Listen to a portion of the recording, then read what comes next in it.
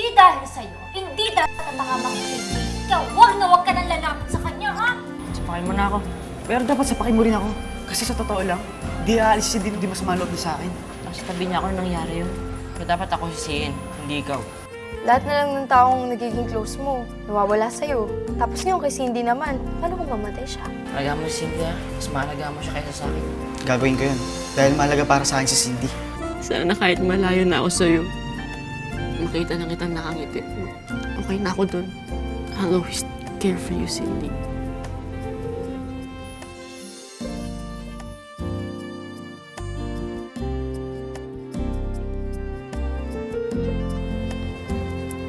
Lucas?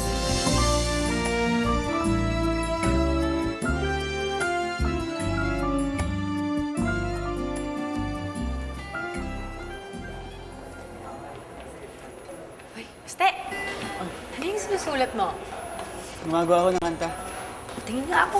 Ah, Para kay Cindy yan, oh. Tingin ako, sige na. hindi pa po tapos eh. Sana wag niyo muna po sabihin kay Cindy. Yun lang naman pala eh. Alam mo, iba ka talaga, no? Parang wala kang hindi gagawin para kay Cindy. Ma, sorry po ha. Sorry saan? Kung hindi sana ako umalis ng bahay nang walang paalam, hindi sana ang mga aksidente. So ngayon, alam mo na masama yun at hindi mo dapat ginawa. Galit po ba kayo? Ano ba sa tingin mo? Siyempre po, special po sa akin si Cindy. Sana nga po, matapos na itong ginagawa ko para parinig ko na sa kanya. Sana magustuhan niya. Sure, magugustuhan niya yan. Talaga po? Eh, paano po galit po sa akin si Cindy, di ba? Oo, galit ako. Paano, ano? Ilang araw mo kaya akong pinag-alala? Aba, Cindy, hindi po joke ang mag-worry sa'yo. Nag-worry po kayo sa akin? Aba, natural. Eh, kung iba nga nag-aalala sa'yo, ako pa kaya, nanay mo ko, no? Kaya ikaw, ha? Sa susunod, huwag kang lalabas-labas ng bahay at nagpapagabi sa daan. Ako, Cindy, paulit-ulit na lang tayo. Ikaw naman, para namang hindi mo kilala yung kaibigan mo. Malaki ang puso ni Cindy. Sure, kapansinin ka na rin nun anytime soon. Lalo pat ginagawan mo siya ng kanta. Hindi pa si Cindy. Ako, hindi ko na-experience yung mga ganyan.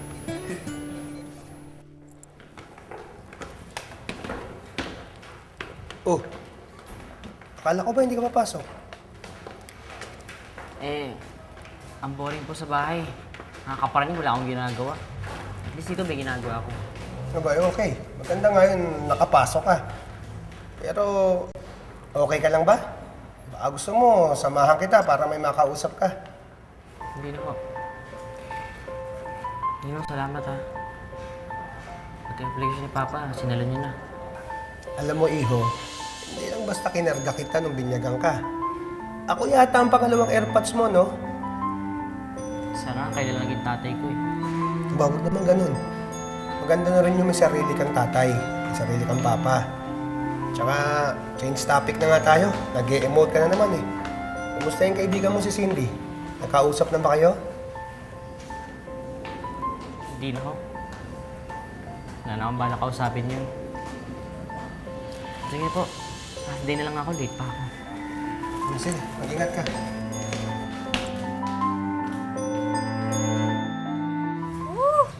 Bata ka. Hi, Sins. Baste, Oo nga pala. Galing to kay Lucas. Tulog ka pa kasi kanina eh. Talaga? Pinuntahan niya ako. Ano sabi niya? ay nako, Baste.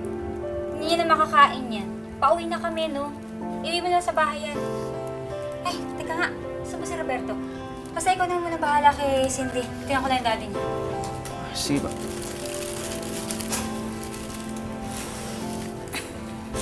Ay, Lucas. Pagaling ka daw. Tulungan na kita. Huwag na, okay lang ako. Hindi, baka kasi mahina ka pa eh. Okay lang ako.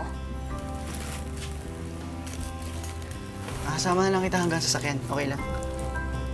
Sinabi nga lang okay lang ako eh. Sorry, Sins. Gusto lang naman tayo kasuhin eh. Hindi ngayon. Huwag ngayon. Kasi pala, daanan lang kita mamaya sa inyo. Magdadala na rin ako ng pansit. Huwag ka na mag-abala. Ayos lang. Sabi talaga ni nanay pagluluto ka na ngayon. Okay lang. Sorry talaga, Baste ha, pero hindi pa talaga ako handang maging sing close tayo tulad ng dati. Bakit? Dahil ba ito sa pagtatapat ko sa'yo? Dahil ba sinabi ko sa'yo nararamdaman ko? Ganun ba yun?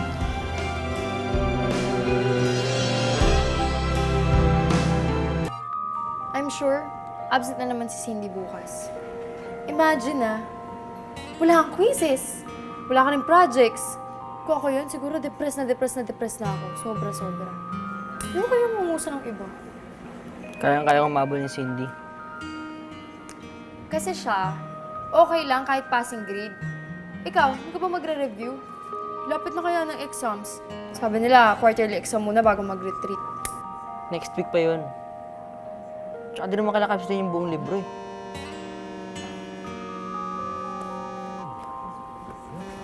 Oh, okay naman pa yung cellphone ko.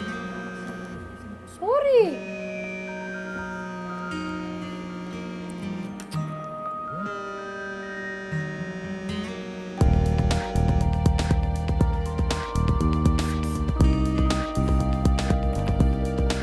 Praning ka no? Magagad-gad ka sa akin tapos tumingin mo pala sa butinit na ako.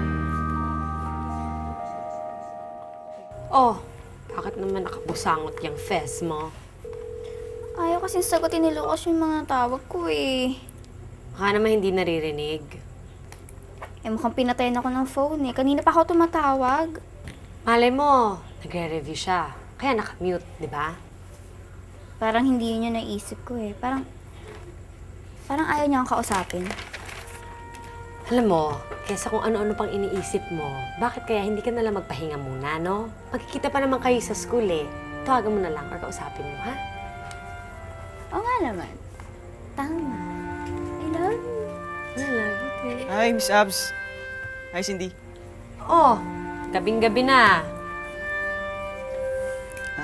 Tutulungan ko lang ako si Cindy sa mga na-miss niyang lesson at project.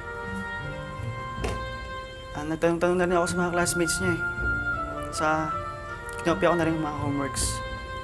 Bakit? Bakit? Lagi ko naman ginagawa sa ito, di ba? Saka, sabi tayo pumasok bukas ha. Ako nagbubuhat ng gamit mo. Hindi, wag na, okay lang. Gusto ko simula ngayon, kay Abs na ako sasabay. Pero, nakasanayan natin ako laging kasabay, di ba? Noon pa. Noon yun. Iba na ngayon, Baste. Bakit kailangan magbago ang lahat? Yun nga yung tanong ko sa'yo eh. Bakit kailangan magbago yung tingin mo sa akin? Ngayon, hindi na tayo pwede maging magkaibigan. Sorry, pero naiilang na ako sa'yo. Pilitin ko mo yung sarili ko, hindi ko na kaya. Hindi na ako komportable. Sana maintindihan mo, Baste. Na iba na tayo ngayon.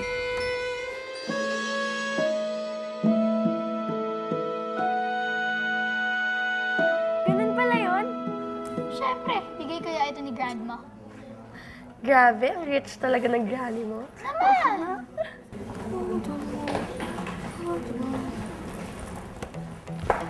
Hi, Cindy! Kumusta ka? Namiss kita, alam mo yon?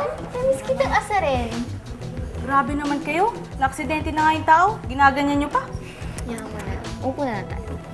Wait. What's this? Ay. Oops! It hurts. Sorry, Buti nga sa'yo. Girls, ano nangyayari dito? Miss, si Natalie, tinutokso na naman si Cindy.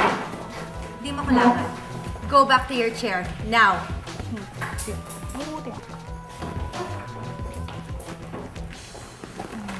At bakit ka may laptop? Bawal yan dito. Tago mo na yan. Okay. Gomez, okay ka lang ba? Okay lang po ako, ma'am. Sige, umupo na kayo.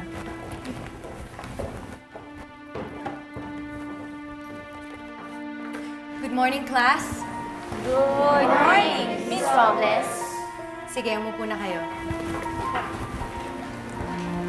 Kayo talagang mga girls. Sana naman magtino kayo kahit konti. Tutal, malapit na yung retreat nyo. Boring. Anong boring? Kailangan niyo yung retreat. Dahil yung mga sungay nyo, lumalabas na dito sa bubong. Tingnan lang natin kung hindi kayo mapatino ni Mrs. Barbarella Jackson. What? The GC is back? Yes, of course she's back. Kaya kayong lahat, kailangan mag-practice na kayo na maging mabait. Simulan na natin. GC? Anong GC? Gift check. Hindi. Finance counselor. Nag-leave kasi si Miss Jackson kaya hindi mo siya naabutan eh. Straight. Hindi. Di ba? Pero, depende sa estudyante. Sana pati din siya lang para maging friends kami. Hindi na ako bigyan mga visit na mean girls na yan. Kakainis. Lagi na lang. Tinatawa. Okay, open your books to page 73.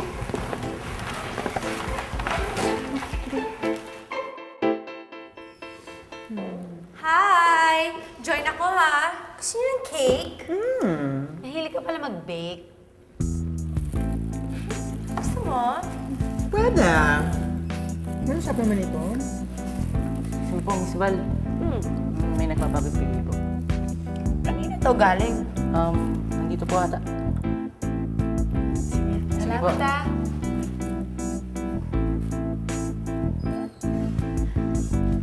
Ano na naman yung mga mukhang yan? Alam ko yan eh.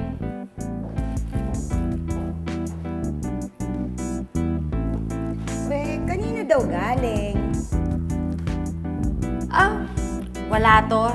Sa isang estudyante ko lang. Tutor kasi ako eh. Oh, totoo ba yan? Oo naman no. Ako sino man ang estudyanteng yan, napaka-sweet naman niya. True. Bakit kaya sa akin walang student na nagbibigay ng rose? Kasi nga, mas bagay sa'yo ang everlasting. Everlasting? Everlasting love. Ano, Miss Ida, Cake? Everlasting ko pang tuon.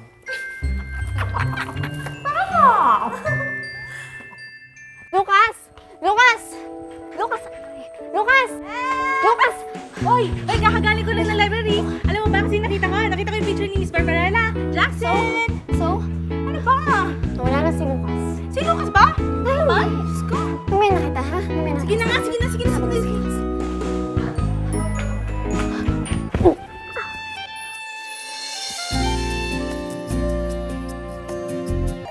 Okay ka lang? Sino pa kasi hinahabol mo? Si Patty. Samahan ko sana kumain eh. Di ba? Andun si Patty oh. Ha? Si... ano? Hindi ko kasi napansin agad eh.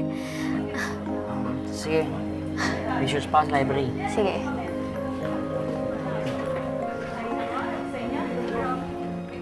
Sumusay na lang. Sorry sa nangyari ah. Na-aksidente ka dahil sa kababayaan ko. Yung naisipin yun, wala namang sinisisi dahil dun eh. Tsaka okay na ako.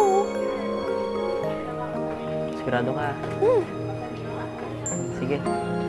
Wait lang! Bakit mga pala-dead mo yung mga tawag ko? Tawag ka? Hindi mo alam? Ilang beses na kayang tumatawag sa'yo. Kakamustahin sana kita kung okay ka lang.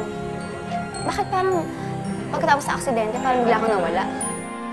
Nat, parang ang ugly ko naman dyan. I like it.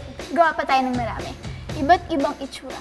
Tapos kayong dalawa, marunong naman kayong mag-computer, di ba? Marunong naman kayong mag-Facebook. Kaya gumawa pa kayong maraming accounts. Tapos, yung mga accounts na yun, dapat member ng Natalie D. Okay? Para kunwari marami akong fans. Hey, that's right. Then I could be your saucy friend. I mean, fan. You wanna become a fan of Natalie D too? Madali lang. Click mo lang yung Natalie D group sa FB mo. Wait, are you on my list? Wala pa nga eh. Hindi mo kasi in-accept yung invitation ko. Di ba magkaibigan na tayo? Bakit? May napatunayan ka na ba? Kasi mo lang kasi ako ni Ninang Doris eh. Kaya medyo nagkulong-kulong muna ako sa bahay. Sige ha. Sige. Uy! Wait lang! Uy! Lucas! Alam mo, may hanap sa'yo. Si Cindy, hinahanap ko! Kanina ka pa hinahanap niya, no? Oo nga eh. Di ba? Nag-usap na kami, ikaw hinahanap. Ako na? Oo. Gusto mo? Iwan mo na. Ayaw ba? Ayaw ba? Ay, Cindy, ano? Di ba nakasama na? Nakasama na? Ang tal mo, kumain ka na lang. I did what you asked me to do. Pinag-iwalay ko na si Lucas at si Cindy. Bakit? Kinonvince mo na ba si Lucas para i-like niya ako? Ano nangyari sa'yo? Ba't kanyang boses mo? na. Gumaganon ka? Huwag mo sabihin na friend ka kay Sarah. Eh, kinakapatid niyan si Lucas eh. Eh ano naman kung kinakapatid ko si Lucas? Akala ko ba genius ka? Una, si Lucas ang dahilan kaya ako na-suspend. Pangalawa, contributor siya sa akin. At lahat ng konektado sa kanya, kaaway ko. Gets? Don't worry, kuya. Wala naman akong planong i-friend yan si Gifted Child, no? Para ko na rin binastos yung grupo ko. Let's go, girls. Subukan mo lang ulit lumapit sa kapatid ko. Matatamaan ka na sa akin. Lumayo ka na. Ha? Takot ako. O basta, yung project nyo next week na yung Miss deadline Val. nun. Oh, basta. Sige ha, aral kayo. Nakita niyo ba si Cindy? Wala ba sa kantin? Wala po sa kantin eh. Tinignan ko na rin yung sa mga tinatambayan niya, wala po. Nag-e-expect ka pa rin ba na hindi magbabago yung friendship nyo? Eh, hindi naman ho madaling kalimutan yung pinagsamahan namin. Hindi rin naman madaling ibalik yon. Alam mo naman siguro kung bakit. Gusto ko siya eh. Wala naman po siyang gusto sa akin. Hindi naman kasi sa ganun yun eh. Pinagkatiwalaan ka ni Cindy. Para sa kanya, walang mali siya yung pagsama niya sa'yo. Sa wala namang mali siya yung ginawa ko eh. Pero nagkagusto ka sa kanya. In a way, you took advantage of the situation. Feeling siguro ni Cindy, niloko mo lang siya. Ginamit mo lang ang friendship niyo para mapalapit sa kanya. Sana, intindihin mo muna na hindi pa babalik yung katulad nung dati. Alam ko naman ho yun eh. Sa hindi po ako susuko. Papatunayan ko kay Cindy na kahit kaibigan lang po turing niya sa akin. Okay lang po yun. Hindi ko po siya iiwan. Yun talaga ang gusto mo. Good luck. Si Barbarella Jackson. Tropa ko yun, hindi ako sabit nun. Okay ka lang. Eh, di ba ang higpit nun? Wala siyang sinasabi na di niya ginawa, no? At di ba pinag-push up ka nung nahuli kang nambobosa sa girls' room? Tao pa kayo, ha? Kung gawin kong dartboard yan pag bumukha nyo, ha? Jimbo, O, bakit yun? follow me. Pinapatawag ka na naman ng nanay mo. Ano naman kaya yun? Sige. Kita ko kayo kanina ni Cindy Ba't parang allergic ka dun sa tao? Bigla ka na lang umalis eh. Mahabang storya. Eh di summarize mo. Problema ba yun? Basta hindi pwede magkaibigan kami. Maraming differences. Eh baka naman akala mo lang yun. Hindi. Iniwasan niya talaga ako. Alam mo, mas malamig pa siya sa yelo kanina. Ang weird lang kasi ang saya-saya namin bago mangyari ang accident. Baka may problema. Diba? Ang iniisip ko, baka seryoso na yung aksidente ko. Baka nahiya siya sa akin dahil sa nangyari. Pero sana bumalik lahat sa dati. Pero di ba matagal na rin naman kayo nagkakasama? Hindi mo man lang siya namimiss? Siyempre, hindi nawawala yun. Pero hindi na kayo pwede maging magkaibigan. Eh tayo ba, pwede tayo maging magkaibigan? Magkaibigan naman tayo Seryoso? Oo. Okay ka naman eh. Thanks, man. Ay, sure yan. Lalo na kapag natuloy yung retreat, di ba nagiging santot-santa yung mga students doon?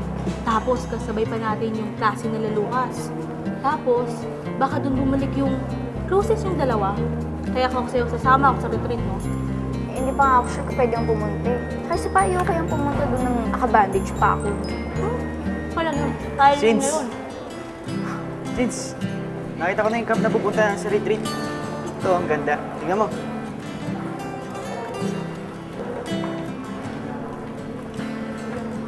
Parang tahimik dyan, no? Parang sarap mag-relax. Susunduin kita, sabay tayo pupunta dyan. Huwag na, basta. Tsaka isa pa, hindi pa naman ako sure kung talagang pwede na ako sumali. Halika na, Pat.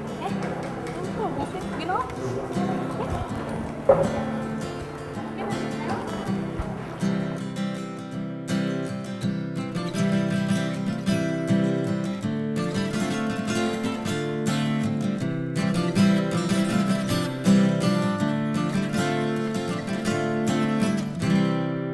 Ano na naman atraso ko? Performance report galing sa advisor mo.